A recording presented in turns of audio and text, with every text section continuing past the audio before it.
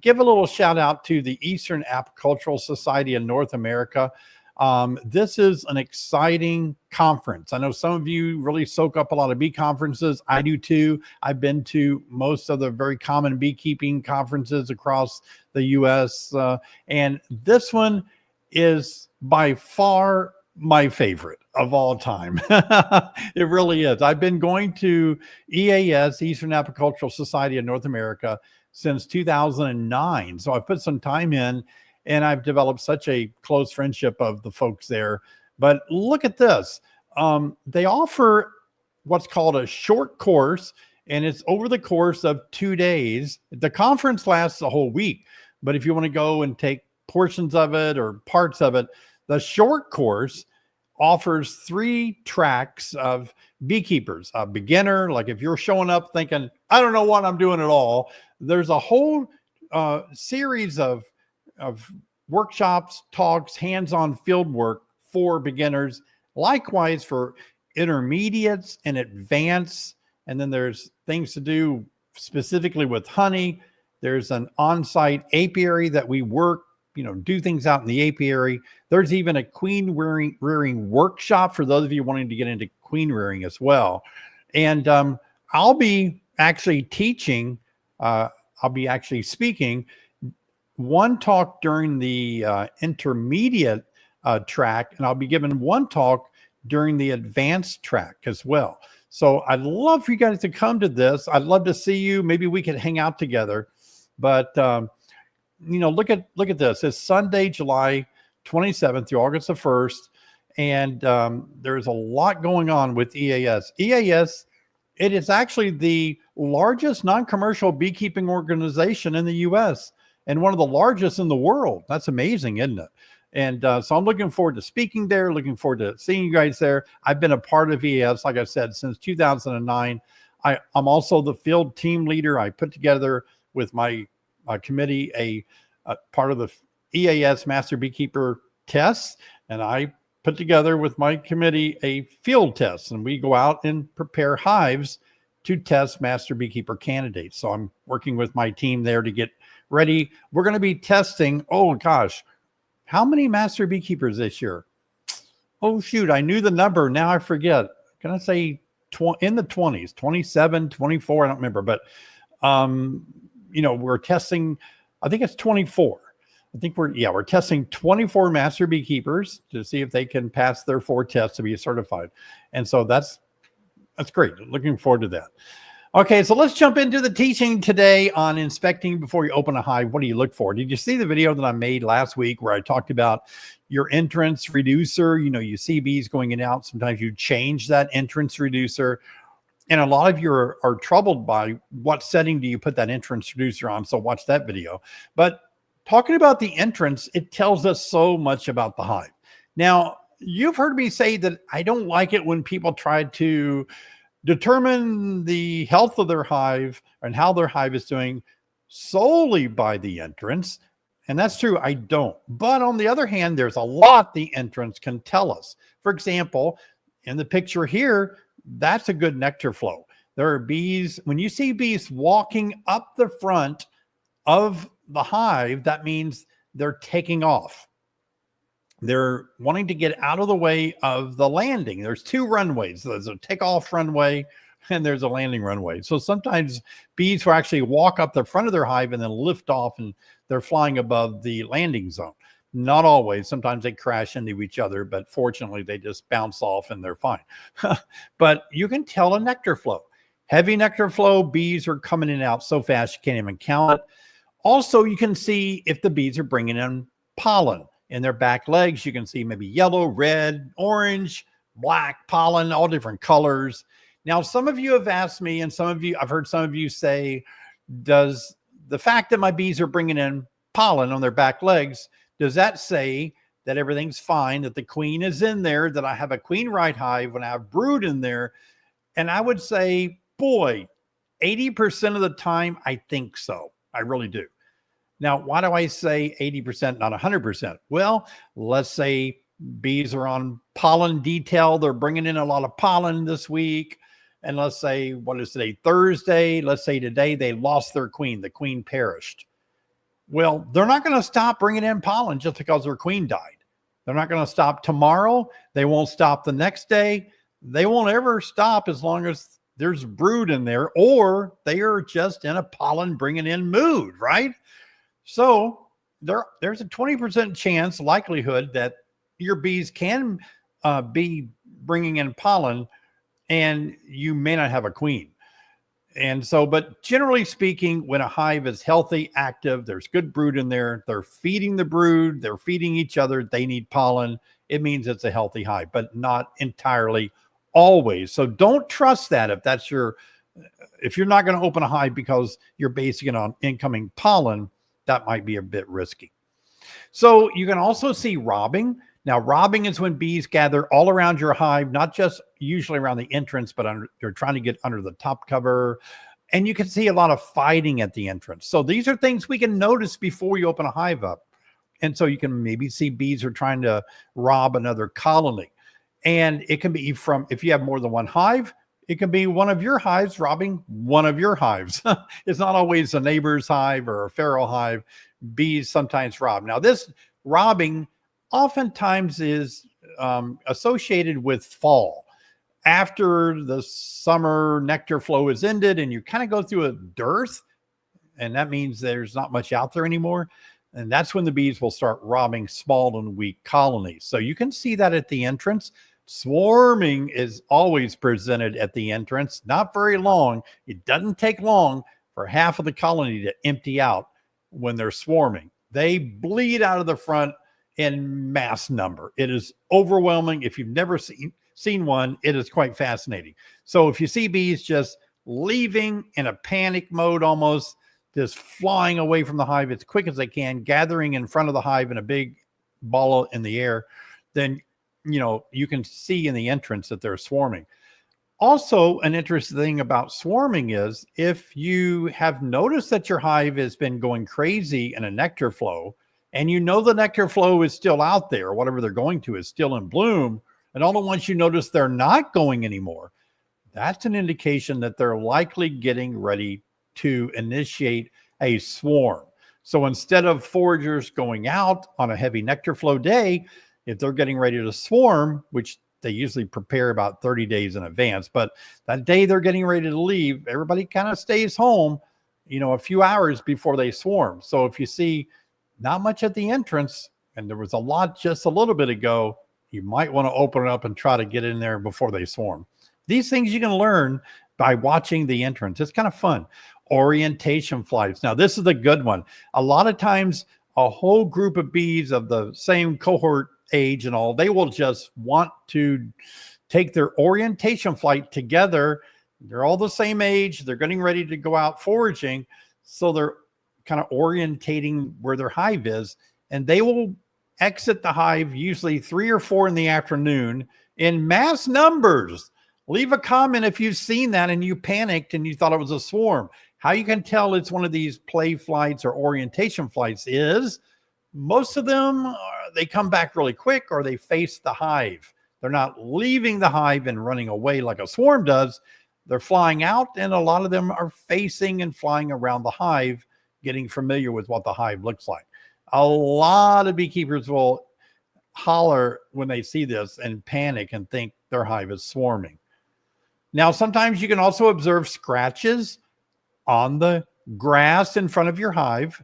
Yeah, like something is digging a hole in front of your hive, or scratches on your bottom board or the face of your hive. These are caused by skunks.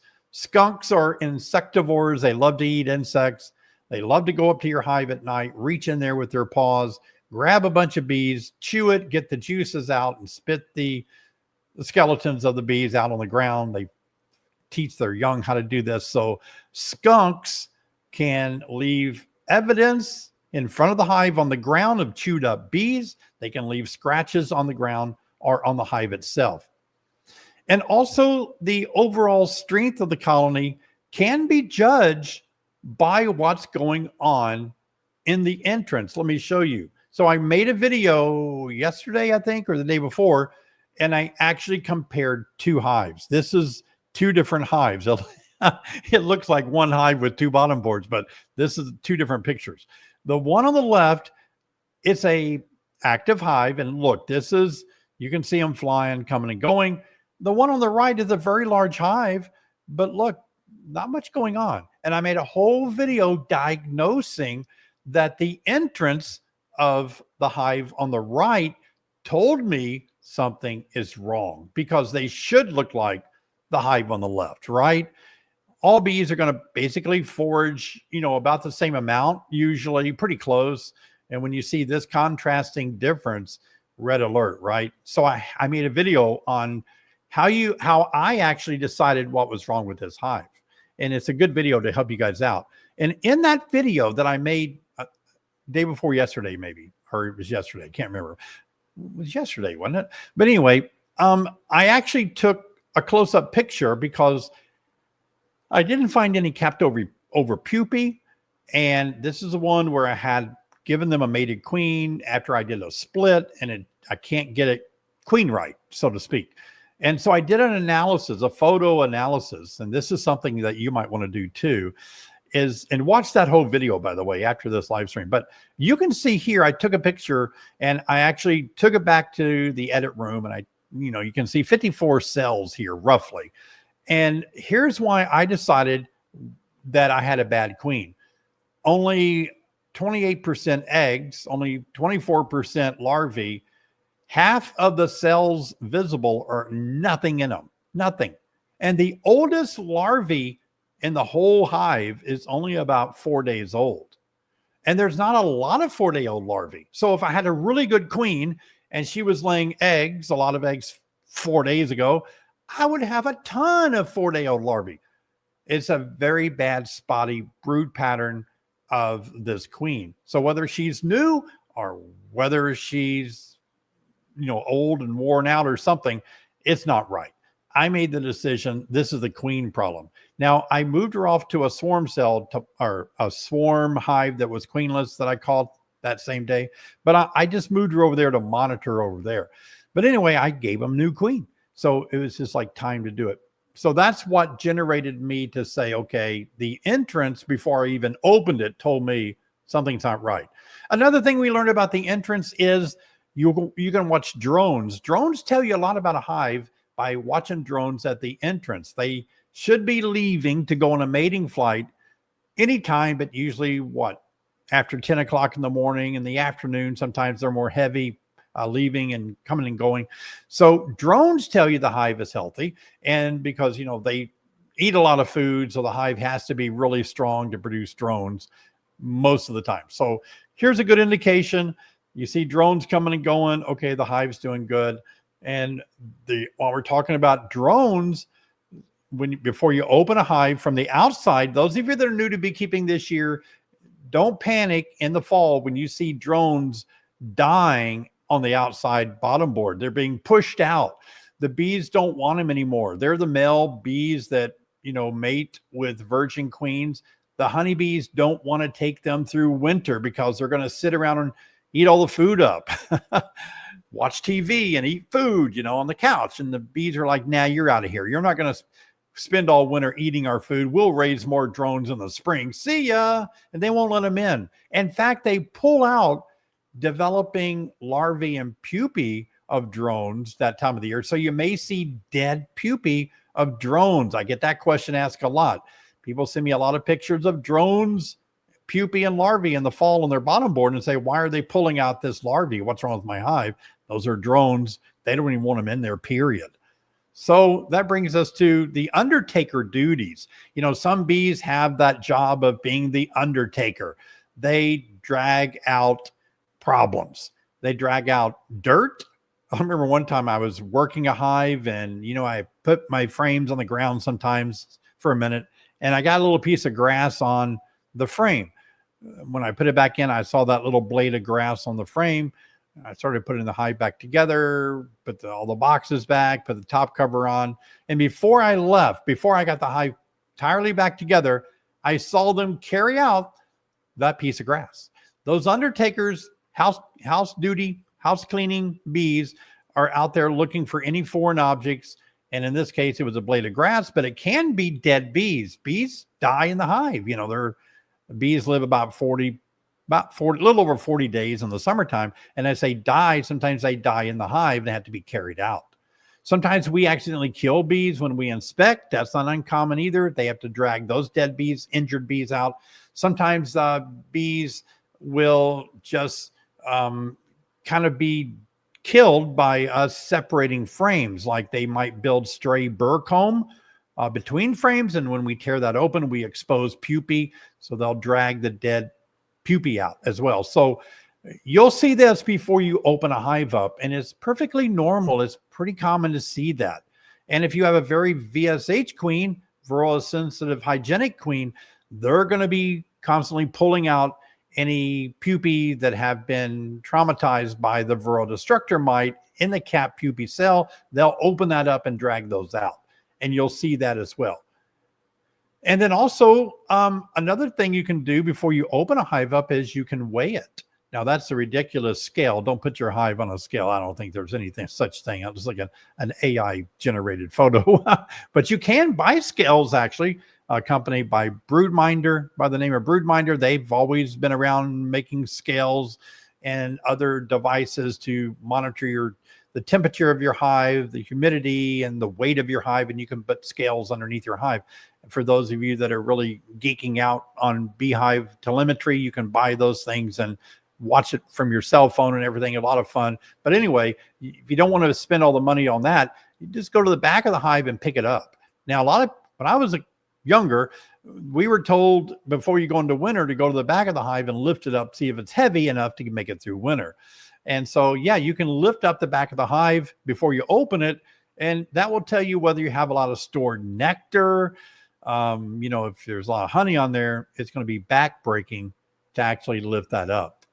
Okay, well, that's a good teaching for what you can learn from the outside of the hive. By the way, this is a moment in the live stream. I'd like to ask you to subscribe. There's a little thing you can hold your phone up there to the QR code and subscribe, or give us a thumbs up. Take a moment now to give this live stream a thumbs up, because if you do, it will help our live stream tremendously. I'd appreciate that a lot. Yep. So I want you to take a moment now and leave a comment about what you have learned that you can do when you're inspecting a hive, what you look for even before you open it, not after you open it. Leave a comment now. Let's put them up there. Let's have some fun with this. What do you look for when you go to your hive before you open it? What do you look for? What do you learn? Go put them in the comments. I want to know what you do, what you learn, what you look for before you open up your hive. Let's post them up there so I can read them. Beetles. Yeah, you can see some beetles sometimes, but mostly in the hive.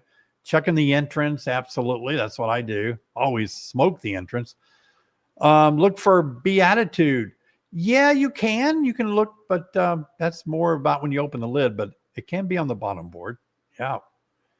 Yeah. Traffic. I love looking for traffic. That tells me what the hives are doing. Yeah. I'm always like, where's my hive tool? Looking for workers. Yeah. Worker bees going in and out. Good to see you, D. Lee from Facebook. Hey, Kim. Yeah.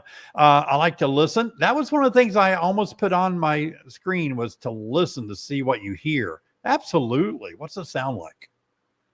Smell. Smoke it. Oh, yeah, you got to smoke it. Always smoke the entrance to hit those guard bees. Way to go, Cliff. That's fun. What else do you do when you walk up to a hive before you open it? What are you looking for?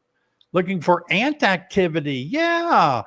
I live in Illinois. The ants that we have don't bother our bees. Generally, I ignore ants, but some people live in different places where ants can be a problem. I have a super with the window. I check their sugar water level through the window. Yeah, that's good too. And you can use my Burns feeder board, and you have to lift the lid off, but before you get into the bees, you can check your feeders. Absolutely. Dark black robber bees. That's really good. I made a video about that. They look dark because they're hairless. They've been in too many fights. They've had their hair pulled out. That's interesting. Yeah, they are dark. unwelcome guests like, spiders and all earwigs and wasps. Yeah, they're all around our hives. Black widows. Yikes. Dead bees in front of the entrance. Yeah. Always never want to see that, do we, Gene? Susan says, make sure electric fence is still working. Bears in our area. Yeah. How do you make sure it's working? Just give it a little tap. Ow, it works. I've done that before. Nosema. Well, you can't really see nosema, but I know what you mean, Dennis. You mean any dysentery on the front of the hive that may be caused from nosema. Yeah. Pending weather. Yeah, me too. Like, yeah, there's a thunderstorm coming. Hurry. Hey, Trish, checking for dead bees on the ground. You can help with that by putting a sheet or a board in front of it. Otherwise, in the summer, they fall in the grass. You can't see anything much unless they're on concrete or something. Hey, Ryan, I asked them nicely to let me in without making trouble. I don't want to say this too loudly, but don't tell anybody, but I think I've done that a time or two. I've also said things like, take me to your leader. Where's the queen? Why can't I find the queen? We'll get this over if you just let me see the queen. Oh, that's a hoot. You guys are funny. Hi, Gary. I look for pollen carriers. Yeah. Are they bringing in a lot of pollen? That's a lot of fun. Wow. All right. One more. Then we'll get into some questions and answers. I checked to see if the neighbors are laughing at me and all my gear. You know what? I used to feel funny early on wearing all that spaceship stuff and all, look like some kind of an astronaut out there. But I don't know. I kind of like it now. Especially after you get stung a whole bunch, then it feels good to have protection gear on. It's like, wow, that hurt last night. I'm not doing that again. One night I had to be out there. I thought about making a video, but it was too, sometimes when I work bees, I can't film myself right at night or something. I had to make up 2 nukes at night, pitch black. I mean, it was just bad. And I thought, I'm going to get torn up in here. Because you know what people say, I didn't have a red light on. I think I had my golf cart light. I don't know what I was doing. I did it. And I want to tell you, you won't believe this. My bees could not have been any sweeter. They were wonderful. They loved me. Oh my gosh. They were better than in broad daylight. It was amazing. I was so happy about that. So I was able to make up 2 nucleuses. I had to find the queen. I remember I was bringing frames in the building here, right over there at that door with the lights on. I'd bring a frame in here and look for the queen because it's too dark outside. And it was funny because I thought they would see the lights and fly off. They were beautiful. They just sat there. Oh, I don't know if that happens every time, but it happened this time. All right, let's go ahead and get some questions going tonight. See if I can help you guys out with your questions. Hey, Joseph. Hive seems to be dying off, but still working. Maybe a virgin in there, but is it too late to save the hive? Well, you need to watch that last video where I kind of saw the same thing going on. And no, it's not too late to save that hive. I would definitely try to save that hive. Thanks, Alex. And you pray not to get stung when you walk up. I understand. Yeah, but anytime you have a weak colony this time of the year that isn't doing really good, try to save it. Try to get them a queen in there. Try to do something to help them out. I wouldn't give up on a hive too easy. Not at all. Hello, Wendy. How do you overwinter a resource nuke? Yeah, that's really tough. We're talking about a 5-frame nucleus, 9 inches wide, trying to overwinter one. I've done it accidentally a few times and rarely on purpose. A lot of people say they love to do it. They can do it. Depends on where you live. You do need a lot of bees. That can be a pretty tough thing to try to do sometimes, but you have to feed them, make sure they have a good laying queen, wrap them, feed them with a winter bee kind, all that stuff. It's just going to be a little tougher because you need bees to make heat. That can be hard. Hey, Mark, David, I have a long Langstroth hive and don't like, can I move the hive into a regular Langstroth hive? Mark, you can if those frames are for a deep Langstroth traditional hive box. If they're the same configuration, absolutely, you can do that. If not, you're going to have to really figure something out. It can be a challenge. Yeah. Hey, Cindy, can I combine a split that has laying workers with a queen right hive? Yeah. Yeah, you could pull that off. Make sure the queen right hive is on the bottom, put a newspaper down and put your laying worker hive on top, cut a couple of slits in the newspaper and see if they will get along pretty good after that. The hardest thing about doing a combination with a newspaper today is finding a newspaper. It's all online now. Oh, shoot. I used to be a paper boy when I was little. I had newspapers everywhere. David, I installed a queen into a queenless split last Sunday. I checked today and she is still in the cage. Should I be concerned? Bees were on the cage, but none eating the candy. Yeah. Yep. You know what I would do? Now, this is risky. If it was me in my hive and she's been in there a week, I'm going to open the queen cage and let her out. They should not ball her. That should be fine. Do that. That's too long to be in there. Larry, I've harvested some honey and it's very thick. Barely flows. Is this an issue? Looks and tastes great. It just means there's not much moisture content. It's a very dry honey. People love that. It's very dry. That's you get what you get, right? Sometimes it's like that. Sometimes it's thinner, even at 16 or 18% moisture. You'll be fine with that. Don't worry about it. Oh, Troy, how often should I check my new hive? First time beekeeper, I have a flow hive.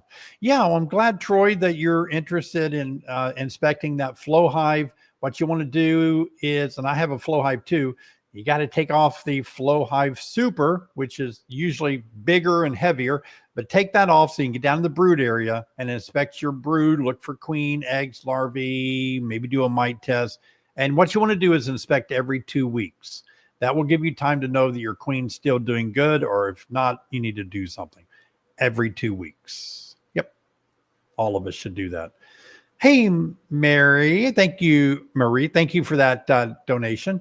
New package.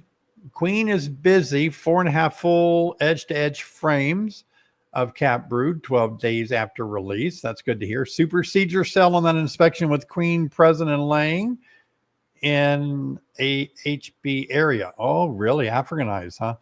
Buy new queen or remove cells. Buy new queen, please. Yeah, let's don't let them raise their own queen in your Africanized area. Let's buy a new queen. Good. I'm glad you caught that. That's good. Very good. Hey, Mark. I only have 3 or 4 supers to harvest this year. Without spending a ton of money, what equipment do you recommend? Yeah, I mean, I think for new beekeepers that have less than 2 to 3, 4 hives, 2-frame extractor is all you need, really. I'm a guy, I'm cheap sometimes. I've had the big radial automated electric extractor, the whole honey room and everything back in the day. But a small, simple extractor gets the job done. You don't even have to buy a heated knife if you don't want to. Just use a serrated blade, cut them open, get a plastic tub to cut the cappings off into, and then put them in an extractor and spin them. Buy you a food grade bucket with a honey gate on the bottom, and away you go. Oh, yeah. I've made videos on how to do that, by the way. That's wonderful. Split hive in May, now queenless. The bees are bringing in nectar and pollen, no brood or larvae. I know I could give them 1-day-old eggs, but could I put them back in the original hive? Oh, the split, you mean?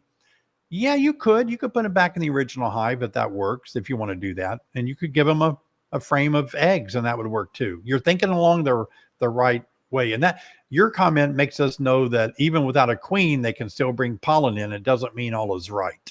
Yeah. Thank you, Wayne. Thank you for your super stickers. Thank all of you for your donations tonight. Yeah, many of you, I told you that my internet went up twice as much, and all of you told me I should get Starlink. I've had Starlink from the beginning of time. That's what I use. That's what went up twice as much. Ugh. So your donations are helpful to help pay the live stream bill. Hey, Carl, what does it look like if your bees run into an insecticide? I've seen a number of my bees try to fly, but end up falling to the ground and can't get back up. Also seen a pile of dead bees. Yeah, that sounds like it. A lot of times we expect to see dead bees with their proboscis or their tongue hanging out, sticking out. That means they've had an insecticide hit. Could also be a virus, some kind of a disease, making the bees do that as well. Kind of hard to know for sure. See if you can send a sample to Beltsville, Maryland Bee Lab. That's great. Hello, David. How can I stop washboarding? Washboarding is when bees get on the surface of the front of your hive and they vibrate with their proboscis and front legs like they're scraping or washboarding the front of the hive. It really looks quite weird. And no reason to stop it. We don't really know why they do it. I just let them keep doing it, and so be it. We do know they're younger bees, younger age bees, but nobody really knows why they do that. It is funny to watch.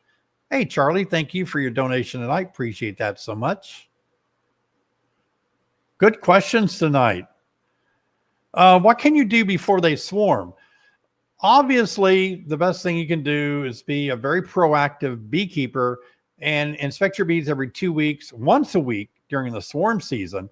Make sure you don't have swarm cells. If you do, stop it by caging your queen while you tear down the swarm cells and give them more room or whatever you need to do to prevent that swarm. Make a split. Yeah. But that's about all you can do. My bees swarmed. I have a frame with 7 swarm cells. 2 are open. What are the chances of having a new queen get rid of swarm cells? Yeah, what you're asking, Terry, is kind of like, you know, my bees swarmed. Chances of having a new queen is really strong. If they swarm, they're always good at raising one of the queens that they raised. So I would not get rid of any of the swarm cells. I would let them fight it out, let them work that out.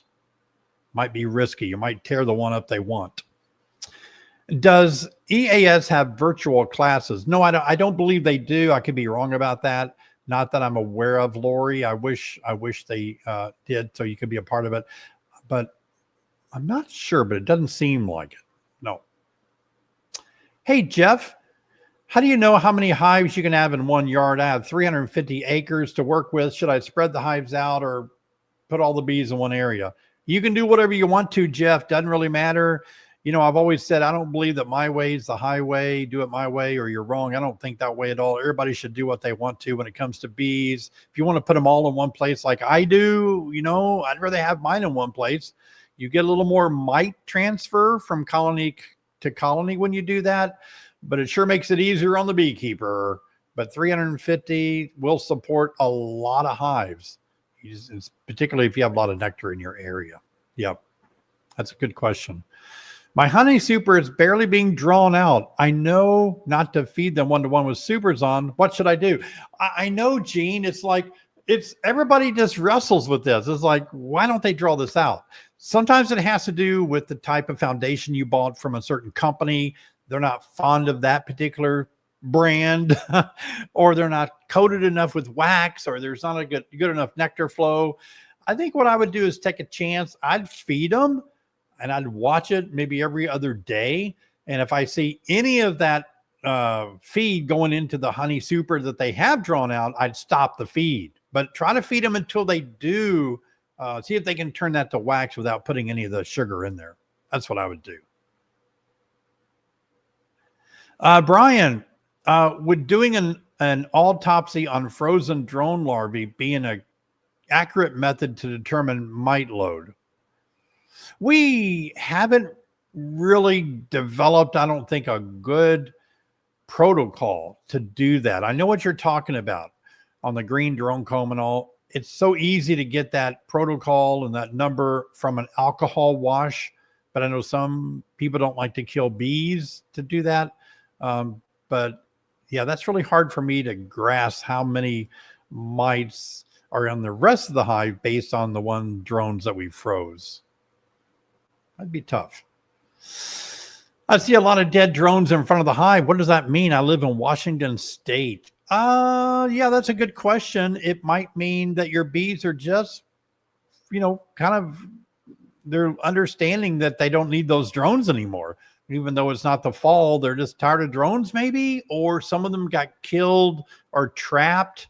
If you use a queen excluder in the wrong place, those drones will get trapped in a super and die. So it could be something like that. Or if you have a queen excluder on a bottom board, for example, those drones, they won't go on the bottom board, but they'll collect on your, they can't go through queen excluders. So that's a good question. That's really kind of unusual just to have the drones dying like that. Hey, Gary, I see white dead pupae on the entrance over a period of days. What could this mean? The hive's getting weaker based on entrance traffic, been feeding 1-to-1. Yeah, it might mean the hive is getting so small they can't care for the developing larvae, pupae, so they're pulling out things that are dying if it's that small. That could be the case, Gary. Do you have another hive you can bring a frame of cap brood over? That might help shore them up a bit. Yep. Will a colony's personality change if it gets moved to a new location? I don't think so. No, the bees kind of have their instinct of whether they're, defensive or not already. If something irritates them, like a skunk, or I don't know, it could be an environmental thing that might get them riled up. But if the places are identical, it probably shouldn't make any difference. No. Bees are always happier in a nectar flow too. Hey, Shannon, about how long after swarm cells are capped do they swarm? Immediately. So after the hive creates these swarm cells, we typically believe that once they cap over these swarm cells, they're free to swarm any minute. Yep. Good rule of thumb. Thank you, Stan, for your donation tonight. A couple of more questions, then we're going to do spin the wheel. Hey, Randy, would it be a good practice to switch from a solid bottom board to a screen bottom board in the summer and then back to a solid bottom board in the fall? Yeah, Randy, do what you want to do, Randy. You do what makes you happy, because it's not going to make a huge hill of beans difference to your bees. But it does make sense, doesn't it? If you don't want a bunch of cold air blowing up into your hive in the wintertime. Yeah, I get that. I do half and half. Hey, Kim B, when should I stop feeding? Have had my nuke for 3 weeks. I think that if your bees have a lot of nectar sources out there like mine do now, I can stop feeding. But if they are drawing out foundation on plastic frames, it doesn't hurt at all to keep feeding them. Let me get my wheel over here. Hang on. Okay, here we go. Let's have some fun with spin the wheel. A lot of cool things on here that can happen tonight. So it's always fun to spin the wheel. And we have some options on here for things that you can win or special activities for you guys. Let's give it a whirl. Ready? All right. Somebody must have oiled that thing. It's spinning good tonight. It won't stop.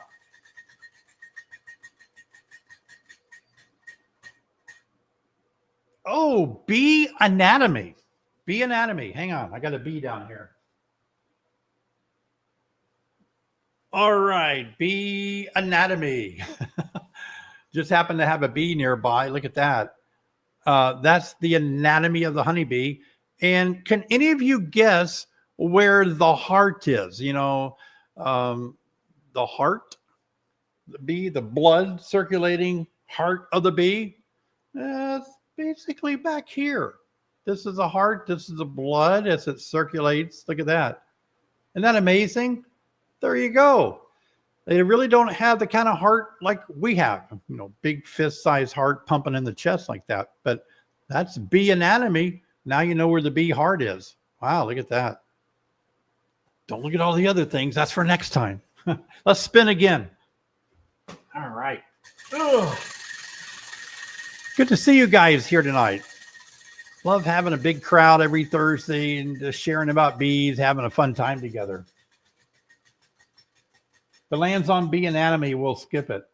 Oh, it landed on a giveaway tonight. Tonight we have a unique giveaway, and it's a new giveaway. We haven't given this away before, but we're going to be giving away a month of my mentorship, Bee Team 6, for 1 month.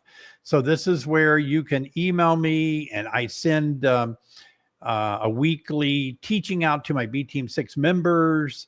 It's me coaching you. And so this is going to be for 1 month of Bee Team 6. And if you already are a B Team 6 member, there's no reason for you to try to win it. You are already on my team. So I've done this for, I think, 8 or 9 or 10 years now. I can't remember, but I have mentored beekeepers around the US and around the world, thousands of beekeepers. So if you want to be a part of B Team 6 for 1 month, this is your chance to type in the comments, hashtag BTeam6, okay? And while that's accumulating, we'll take a few more questions tonight. Get some more questions answered for you guys to help you out. I'm here to help you. I work hard for you guys, making videos and answering your questions. Hey, Mark, I caught a bivouac yesterday. That's not exactly how you spell it, but good enough. I think mine. Opened my hive and broke off 8 sealed queen cells. Now, not sure I left them with a queen. What do I do? This was a package. Yeah, Mark, what you need to do is you got to check and make sure they have a queen. So hopefully, maybe they already had a queen going in there, a virgin queen or something, because you caught a swarm. I'm hoping that's the case. If not, you're going to have to get a queen in there. You're going to have to buy a mated queen and put a mated queen in there. By the way, a bivouac is when a hive swarms and they land temporarily, immediately on a bush or something nearby before they go to their final hive home. That's called a bivouac. It's a military term. Yeah. Hey, Dan, hearing reports in Central Ohio, lots of queens being rejected, maybe killed by the bees. Why would they do that? Sometimes during a heavy nectar flow, that they'll kill their queen so they can have room for nectar to be in the hive and not a bunch of brood in there. Sometimes we could speculate that they might have some techniques of their own mite control by killing the queen and forcing a brood break. That would break the brood cycle of the Varroa destructor mite. Is that something that could be going on as well? I would lean toward those answers before I would lean toward a certain race not liking a certain race. Apis mellifera, I don't think is real particular that way. Now, I've not found that to be the case. Yeah. Thanks, Gary, for your donation. And I'm glad you appreciate the teachings tonight, too. Yep. Hey, Amanda, how do you fix new queen laying patterns combined with workers filling cells with nectar and pollen too fast? I've even given another deep box to help, but it hasn't. Yeah, that's kind of one of these things, Amanda, that it's a good thing to have, right? Everybody wants a lot of nectar. Everybody wants a lot of honey. Everybody wants a lot of pollen coming in. Everybody wants a lot of brood. We want it. The bees want it. All at once, you got too much of both and not enough of the other. You just got to let that calm down. I think you're trying to manage it like you're saying. You could take a frame of nectar or honey and spin it and see if you could let the bees, let the queen lay on that if they clean that out. That's kind of a tough thing to do. I know, to be caught up in that. I get it. Hey, Anthony, good to see you from North Carolina. Enjoyed spending time over there when I spoke there a few months back. David, I have your Burns feeder board. That one of my colonies have completely propolised the screens totally. Is this a good sign of hygienic bees? I don't think it's hygienic. No, I don't believe so. I think it means that they don't want that opening anymore, and they're done with it. I think you can take it, if you're careful, Anthony, you can take a torch and heat it. Don't melt the screen, but you can melt it off the screen, something like that. Heat it off. Yeah. Hey, JR, good to see you. Thanks, JR, for your donation tonight. Denton, David, I have 40 hives, and all my queens, for the most part, are laying very poorly. Is it because there's kind of a dearth where I am, or maybe bad genetics? I've been feeding them, but nothing.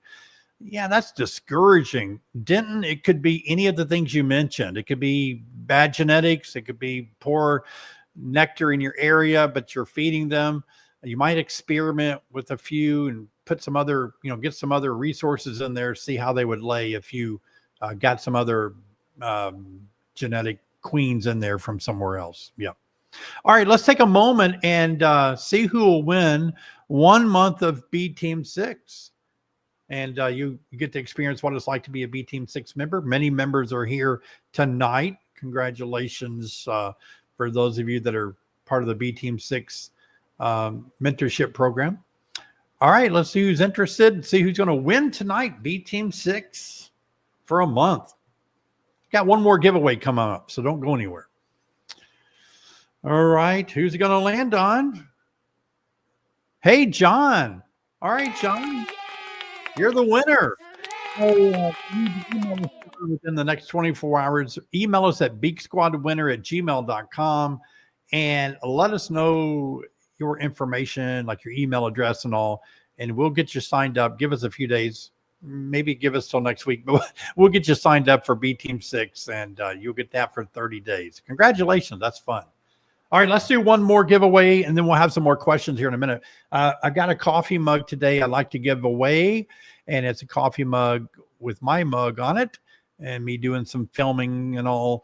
So it is a coffee mug, coffee time with David Burns. So some of my videos, I have coffee time when I chat about life and encourage inspiration and challenge people to be happy and enjoy life. So get this and drink coffee with me. So hashtag mug is what you want to put in the comments to win this tonight. Hashtag mug. All right, let's hit some more questions on beekeeping tonight. Hey, Tom, do bees forage on soybean flowers when they bloom? My bees are hitting the cataball trees that I have on the property. Yeah, they do hit soybeans. I'm sometimes surrounded by soybeans. This year it's corn for me. Soybeans make a very light clover type honey. The flower on the soybeans are below the foliage of the plant, so it's not real obvious to the bees.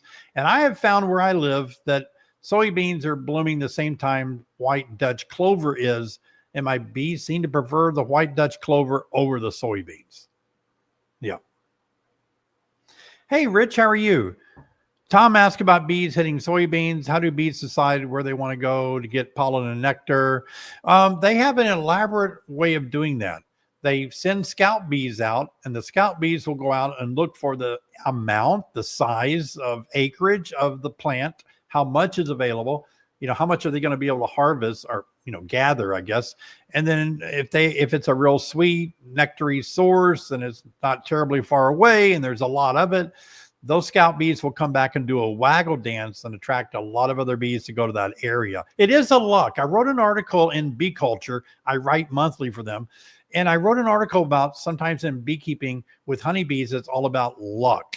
Who will find the Goldilocks field that has all the good stuff in it? Some hives don't. Their scout bees didn't find it.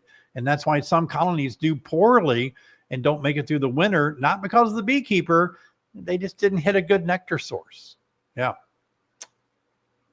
Hey, Rod, how are you doing? Ooh, I'm having trouble with bald-faced hornets. I'm sorry to hear that. Is there any way to keep them out of my hives? I think the best way to do it, Rod, would be able to see if there's a nest nearby and have it removed. Be careful. They are relentless. I have those around here too. When I feed my bees, the bald-faced hornets are there eating the sugar water too. Oh, thank you, Shauna, for your super sticker tonight. How can you tell if your area is in a dearth? Well, you can tell by all of your colonies, or if you just have one, they're foraging and now they're not bringing anything in. They've slowed way down. So you tell it by the entrance, like we talked about at the beginning of today's live stream. Yeah. Be sure and subscribe and give me a thumbs up right now to help the live stream so much in the replay. Get out to more beekeepers. Yep. Finally got the problem hive queen right. Oh, isn't that a good feeling? You just go to bed at night feeling good. Now my best colony has gone queenless. Oh, they're raising a new queen. Does it ever end? Yeah, I know. Does it ever end? Well, you're getting a mite break. They're going to help reduce mite loads in there by these queens being replaced. Yeah, people don't realize how fortunate it is to have a queen right colony. That means the queen is in there doing good job. Some people just don't get it. Oh, how wonderful that is. All right. Good question. Sherry, neighbors spray apple tree pesticide. How long should we keep the bees closed up in the hive? I don't know what the time that it takes for that particular pesticide not to be a threat anymore. But usually it seems like it's a day or two at the most, and that kind of just evaporates out. Yeah. So I would say 2 days if you can do it, just to be sure. Apple trees. My apple trees bloomed. Oh, they're spraying, I guess, for other things, not the blooms. Yeah. Very interesting. Hey, Rob, can you use craft store beeswax to coat plastic frame package says it's 100% beeswax? I'd probably be okay with that. If it says 100% beeswax, I mean, how much better can you get? 100% is 100%. Hello, Ben. I make my own horizontal long hives due to being paralyzed and wondering how many I could put on 3 acres in a rural area, 31 deep frames. Well, Ben, I'm glad to see that you found a way to keep beekeeping with your health challenges. Good for you. I would just experiment. I really would. I would say, man, what are you on? How many acres? A lot of acres there. I would put I could put as many as 10 on your acreage and not feel like I'm exhausting it at all. Yeah. Don't overdo it, though. You don't want to work too hard. Thanks, Ross, for being a member for 14 months on my YouTube channel. Cowboy up is the best lesson I've learned from David. Sometimes you just have to go for it. And when it comes to beekeeping, isn't that the truth? Yeah. That night I made 2 nukes up in the dark. I just had to cowboy up. I could have woke up the next morning, but there was a storm coming in. I just had to get her done. I thought, do I work in the dark or work in the lightning and rain? I chose dark. Come on. That's how you cowboy up and get her done. I'd rather be wet than electrocuted. Oh, shoot. Hey, Eddie, how can I store queens if I don't have enough nuke or boxes? Well, you can put them in a queen cage and keep them by your bed at night, in the daytime in the house, and give them a drop of water or a drop of honey. Helps if there's some attendance in there.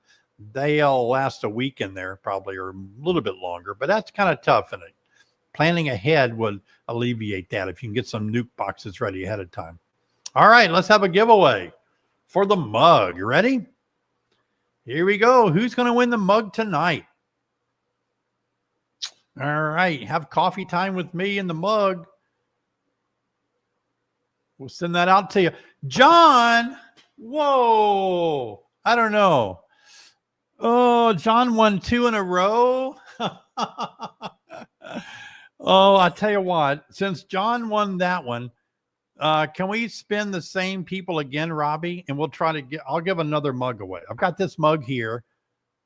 I don't want to deny John his winnings, but he might say, oh, I don't need that, but we'll send it. But I got another mug. So we're going to send this mug to the next winner. And John, this time, don't try for it, please. You need to go to Vegas, John. John, you need to hang up from the live stream, fly to Vegas and play the live. Really, with the chances. No, I'm serious. Yeah. All right. So Robbie will get that set up for a new one here. We'll try another mug. Okay, here we go. All right. Who's going to win our mug tonight? Jeff. There you go, Jeff. Congratulations. Be sure to email us within 24 hours, beaksquadwinner@gmail.com, Jeff, and we'll get that mug sent out to you. That's awesome. Good deal. Very nice. All right. Good.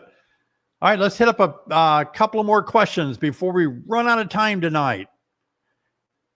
Why are wood roaches attracted to my hive? Is this an issue? Not really an issue for your bees. I think it's more that maybe some of the woodwork around your hives, like if you got them on boards or planks or something, those wood roaches might be around some old rotting wood around your hive. So check that out. Even in the ground, sometimes old wood can rot. You may not see it. Is there an ideal distance from hives to place water sources? Too close, you might as well put it on the hive, like the Burns feeder boards. You can feed them water through that. Otherwise, give them a little space so they can make a waggle dance work or a round dance. So maybe 20 yards out would help.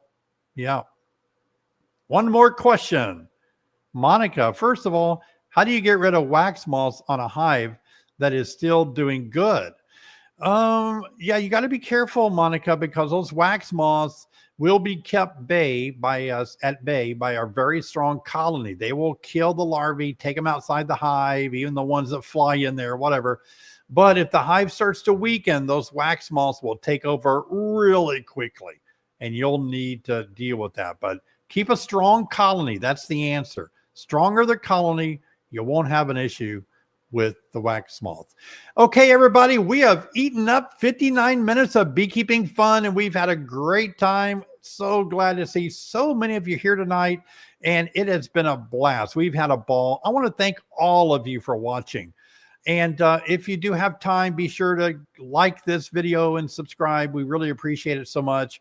I'm working hard to make videos. I started to say I'm a one-man show, but I do have Patrick that helps me videotape my videos now. That's a big help, but I still do all the other editing and all the other work.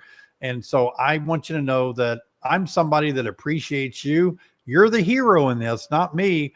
And I'm trying to help you succeed in beekeeping, okay? I got your back. I'm your friend. I'm here. I'm not here to put you down. I'm not here to make you buy anything from me. I'm not here to try to sell you something or, make you do it my way. I'm here to help you do it the way you want to do it, but give you wisdom and making good choices in beekeeping, okay? Good to see you guys tonight. I want you to know I really do care for you. I love you to the moon and back, and I look forward to seeing all of you guys in the next video. Take care.